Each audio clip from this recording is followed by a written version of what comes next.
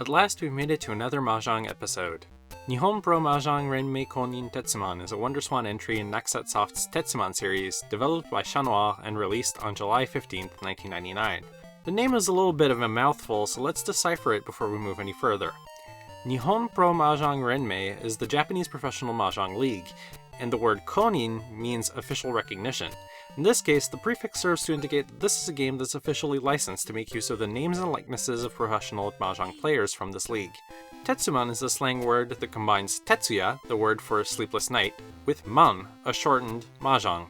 Put it together and you've got Tetsuman, an all-nighter playing Mahjong.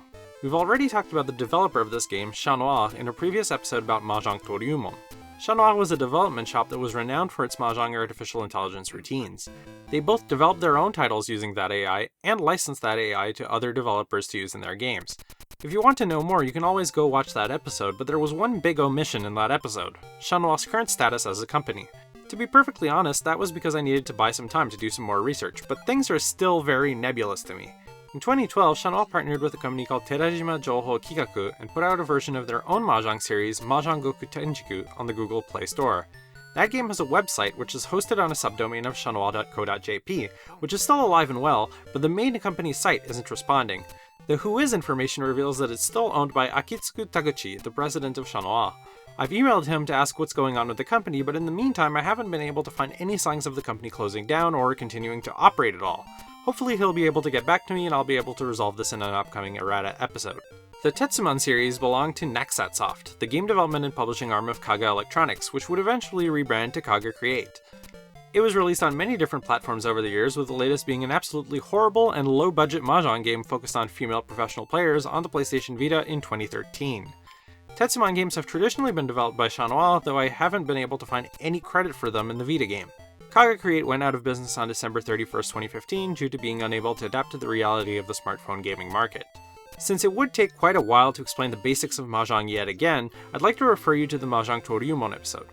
Now, remember that Mahjong Toryumon and Tetsuman were both developed by Noir, so the immediate question that comes to mind is what's different between both games? Well, Mahjong games are all fundamentally recreations of an existing system of rules, so the bulk of what makes one Mahjong game distinct from any other Mahjong game is presentation and stability. The primary difference between Toryumon and Tetsuman is the way that the Mahjong table is laid out on screen. Older console Mahjong titles, including Toryumon, laid out each player's play area as a separate row on screen. Newer games opted to instead lay things out like a top-down view of a real-life Mahjong table, with each player sitting on a side of the four-sided table.